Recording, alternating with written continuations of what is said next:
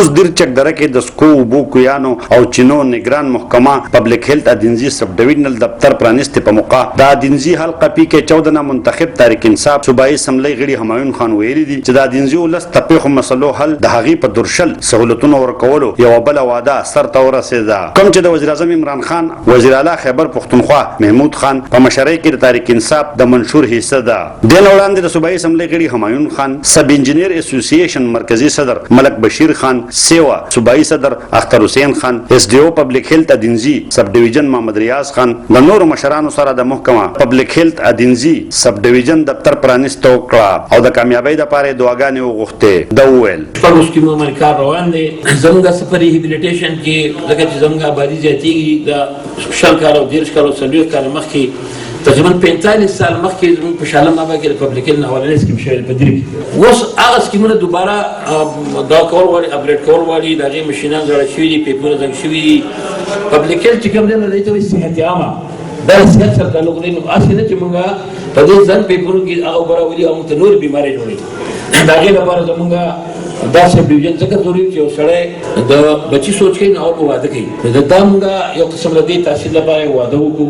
موږ د سب ډیویژن کولاو کوو، موږ دلته کې ایس ډي او راوستو، سب انجینر ته راوستو. دوی هم د مشکلاتو نه خلاص کړي، مګر دي او خلک هم د مشکلاتو خلاص کړي چې د خپل سب ډیویژن ته د خپل ضرورتونو لپاره راځي. اوس په دې کې زموږ د حکومت یو پالیسي داسې ده، زموږ د صوبې په لیول باندې د دوی د سیکرټري او د ټول سیکرټریانو سره میټینګ کېږي، موږ پکې شامل یو. سیم صاحب هغه چیر کوي. دا زمونږ د ناکامۍ سبب دا دی چې موږ سرکاري شي ته خپل نه وایو. که موږ ذاتي ټریبیونل ویشتو د هغې حفاظت کوو، که سرکاري ټریبیونل باندې ډیوټي نه کوو. حالانکې نن 60 70 80 کسان په دې سب ډیویژن کې د پبلک هیلتھ امپلایز دي. له 70 سکیمونو داسې وو چې زه رانه به دې شومه تاکې 17 کسان داسې کلارخور چوکیداران والمینار وو چې هغه به تنخوا اخیسته او ډیوټي به یې نه کوله. سکیمونه چې کوم دی نو ډرای شوي وو، سکیمونه یې وچ شوي وو. زموږ د پبلک هیلتھ ایکسچینج دفتر دا دغه نه دی کړی چې بهی ته ډیوټي نه کوې ته تنخوا اخلې. زه وایم چې بلکل دغه پوسټ کې چې کوم سړی کوم سکیم ډرای شوی دی چا ورځ ځمکه ورکړې دا پوسټ ابارش کړه، بلکل چې سکیم ختم شو پوسټ ابارش کړه.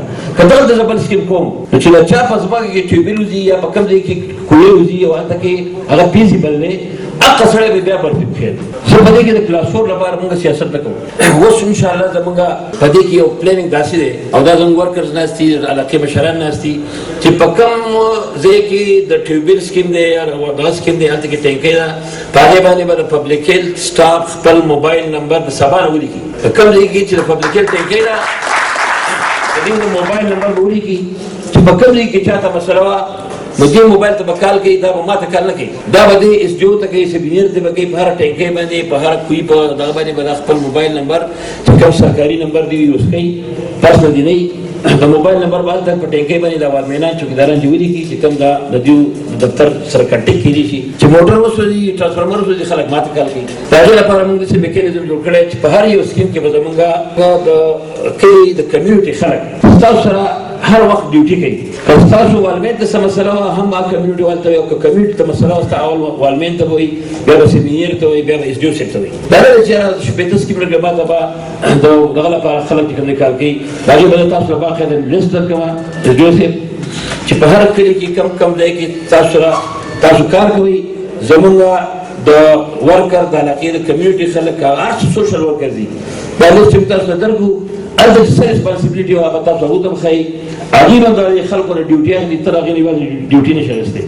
د هغوی که چوکیدار دی که والمین دی د هغې حاضري د هغوی کار اخیستل، ځکه چې دا د دې ټول قوم د پبلک نه تنخوا اخلي، نو دا ډیوټي اخیستل تاسو سره به زه تعاون کوي انشاءالله. او چې هغوی کوم رپورټ راکړو په هغې به تحقیق وروستو د هغې خلاف ایکشن هم اخلو. نو موږ به انشاءالله چې بیا د تحصیل په سطح باندې موږ د هر یونین کونسل نه به 2 کسان چې هره موږ 8 یونین کونسلې دي نو موږ به تاسو 2 کسان د پبلک هیلتھ لپاره تاسو نه درکړو چې ستاسو څه پرابلمز وو، که کنټریکټر کار نه کوي، که پرس کنټریکټر کوالټي خرابوي، که پرس کا څه مسلې نو تاسو به هغوی ته ویلی شي، هغوی به تاسو ته ویلی شي. یو به تاسو د کوالټي انشورنس تاسو کوئ، زموږ ورکر به ستاسو سره تعاون کوي، بېجا مداخله ستاسو نه کمیشن څوک نه غواړي، بې تنخوا نوکران دي، تاسو سره به تعاون کوي چې کوالټي ښه. ځکه چې زمونږ ټرینډ دا دی چې یاره زمونږ په ملک کې سرکاري ادارې کار خراب کوي، هغې ته وایي ګورنمنټ ارګنایزیشن، او ان جی او دې ته وایي چې نان ګورنمنټ ارګنایزیشن. د ان جی او کارونه ښیي، د ان جی او کارونه ولې ښیي چې هغوی کمیونټي انوالو کړي. دا داسې د بلډینګ افتتاح نه ده پکار چې موږ یو بلډینګ جوړ کړو، بس دلته کې ایس ډي او صاحب کېناستو، والمینان کېناستو، دا ټول به دلته کې ډیوټي کوئ، دلته به کمیونیکیشن زموږ د پبلک هیلث باره کې چې څومره مسلې وي د خلکو به دلته کې راځي. خو چونکې نن سبا جدید سیستم دا دی چې موبایل دی، واټس اپ کېدی شي، ویډیو کېدی شي، آډیو میسج کېدی شي. تاسو کم از کم چې د دفتر کوم نمبر یې چې هغې باندې سو واټس اپ کوئ هم هغه دلته راتلی شي، د هغې خبره دی ډېر پراپر یو رجسټر مینټین کوي کمپلینټ لپاره چې دلته کمپلینټ رجسټر وي. په اخره کې چونکې زمونږ په سب ډویژن کې ډېر سکیمونه خراب دي، زاړه شوي دي، پیپونه تنګ شوي دي. زموږ ملګرو وي نوررحمان وایي خو د خپل کلي د سکیم خبره وکړه، زه ټول پي کې اچو د خبره کوم، د کمالانه واخله د لړمه پورې او د ګوړهګټه پورې چې څومره سکیمونه دي، 60-70 سکیمونه دي.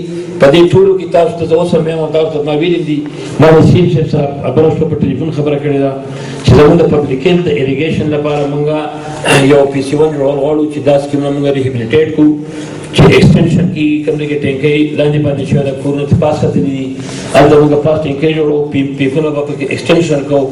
نو چې کوم ځای کې د پیپونو ضرورت و هغه تاسو ښه کوالټي ایچ ډي پي پایپ پروپوز کوو، که جي پایپ پروپوز کوو، که ټینکۍ هم څنګه پروپوز کوله، کوم ځای کې ټیبل زاړه موټرې 30 هارس پاور دي، څه پکې 40 هارس، زه نه پوهېږم دومره، خو کم از کم د هغه سکیم د کیپیسټي مطابق تاسو د 5-6-7-8 کروڑ روپو پی سی 1 جوړ کړئ. انشاءالله چې زه به تاسو ته په دې ډي پي کې منظور وکړم.